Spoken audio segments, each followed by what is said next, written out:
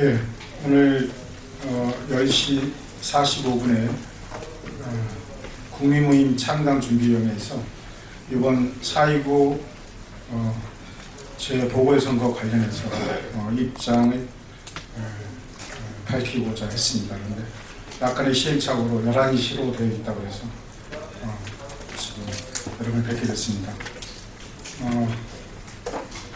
국민모임은 창당준비위원회입니다. 9월 말까지 저희들이 누차 밝혔듯이 보수 양당에 맞서서 노선과 가치로 분명한 대중적 진보정당을 폄하하고 창당을 할 예정입니다.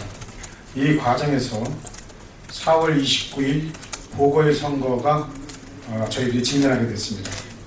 준비가 안 된 상태에서 저희들은 여러 후보들을 국민모임의 노선과 가치에 맞는 후보들을 저희들이 물색을 했으나 여의치 않은 상태가 되었고요. 그 과정에서 새로운 신당의 태동을 알리고 국민들에게 널리 대한민국이 왜 바뀌어야 되는지, 그리고 그런 시대적 여망을 안고 그것을 널리 알리기 위해서 관악, 의뢰, 정동영 후보를 출격시켰습니다. 일련의 과정 속에서 여러 가지 문제들이 되고 있는데 관련된 입장을 밝히도록 하겠습니다. 기자회견에 참석해 주시면 잠깐 소개하겠습니다. 제 옆에 계신 분이 서울대학교 명예교수이시고 국민모임 창당준비위원회 상임공동대표 김세균 교수님입니다. 그 옆에 계신 분은 전 공무원노조 위원장이시고 민주노총 수석 부위원장, 현재 국민모임 창당준비위원회 조직위원장으로 계십니다. 그 옆에 계신 분은 시민활동가이시고 이요상 시민활동가 대협력위원회 위원장이십니다. 이 옆에 계신 분은 잘 아시는 연극 배우이기도 한 오민의 대변인입니다. 그 옆에 계신 분은 기독교에서 세월호 유가족에게 파송했던 파송 목사님 이윤상 목사입니다. 바로 기자회견문 낭독을 하도록 하겠습니다.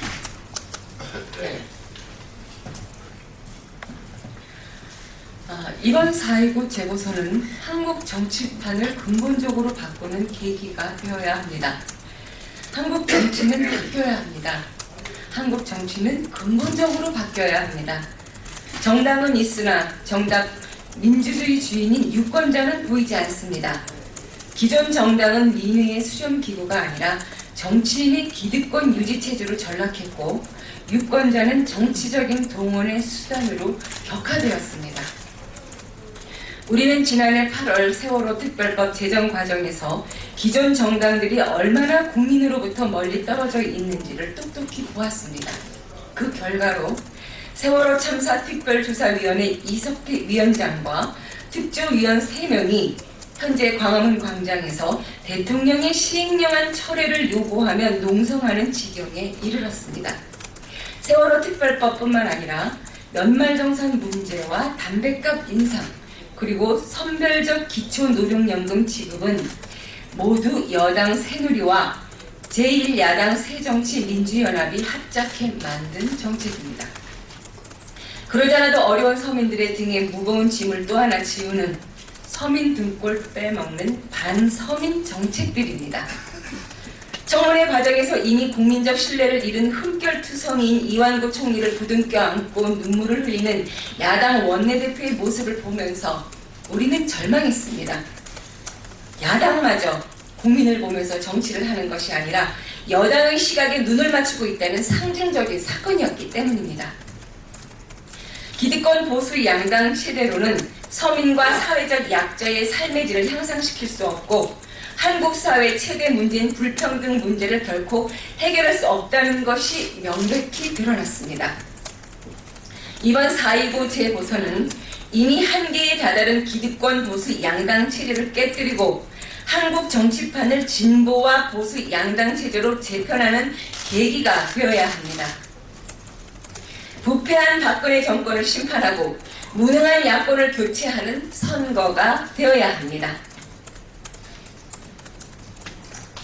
박근혜 대통령은 성완종 게이트에 대해 진솔하게 사과하고 특검을 즉각 받아들여야 합니다.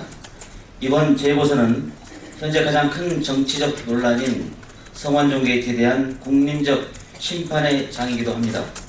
성완종 게이트로 그렇지 않아도 국민적 불신을 받고 있는 정치판 전체에 대한 국민적 분노가 폭발 직전입니다.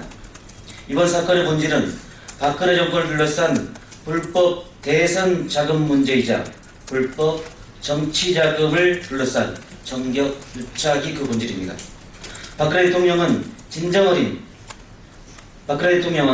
현직 국무총리와 전현직 청와대 비서실장, 친박 실세들이 망라된 이번 사건에 대해서 진정어린 사과가 먼저임을 알아야 할 것입니다. 현재 위기상을 일시적으로 모면하기 위한 형식적 사과나 정략적 접근이 아니라 이번 사건으로 상처를 입은 국민들의 마음을 위로할 수 있는 진정한 사과가 되어야 합니다. 국정 운영의 최고 책임자로서 정치적 책임을 통감하고 가슴에서 우러나는 진솔한 사과와 진상규명을 위한 대책을 밝혀야 할 것입니다. 그 첫발은 이완구 전 총리와 똑같은 의혹을 받고 있는 일란성 의혹 쌍둥이 이병기 비서실장에 대한 즉각 경질이 될 것입니다. 이완구 총리의 사표 수리가 의혹에 대한 꼬리 자르기가 아니라 진상규명의 시작임을 보여주기 위해서는 이 실장 경질이 뒤틀어야 하며 하루빨리 박근혜 대통령은 특검을 공식적으로 공개적으로 수용할 것을 밝힐 것을 요구합니다. 여론조사 기관을 이용한 여론조작에 대해서도 근본적인 대책이 필요합니다. 여론조사 왜곡은 민주주의 가치를 심각하게 훼손하는 행위라고 하지 않을 수 없습니다. 나아가 여론조사 기관에 의한 여론조사 결과의 왜곡은 단순한 여론조작에 그치는 것이 아니라 실제 유권자들의 투표 행태에 직간접적 영향을 미친다는 사실입니다.